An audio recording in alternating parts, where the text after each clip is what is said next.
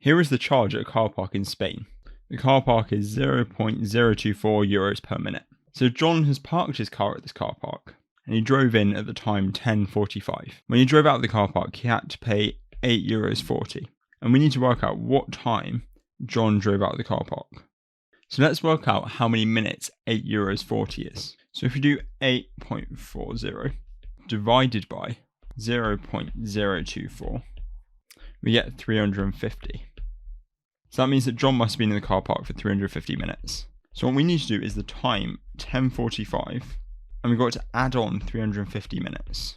It's a bit easier with times when we're working with like a round time, like 11 o'clock, 12 o'clock.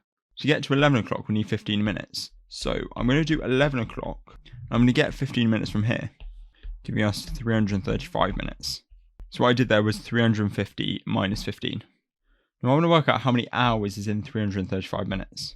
So if we do 335 divided by 60, we get 5.583 reoccurring, which isn't a very nice number. However, we do know we've got 5 full hours. So we've got 5 hours and a certain amount of minutes. If we do 5 multiplied by 60, we know that our 5 hours represents 300 minutes. And we've got 35 left over. So it's 5 hours and 35 minutes. So now this is a little easier to work out than before. So we're going to do 11 plus 5 hours brings us to 12, 1, 2, 3, 4. So 4 o'clock, or 1600 if we write it in 24-hour format. And then we've still got our 35 minutes left over, bringing us to 4:35. So we got our first mark up here for working out that it's 350 minutes.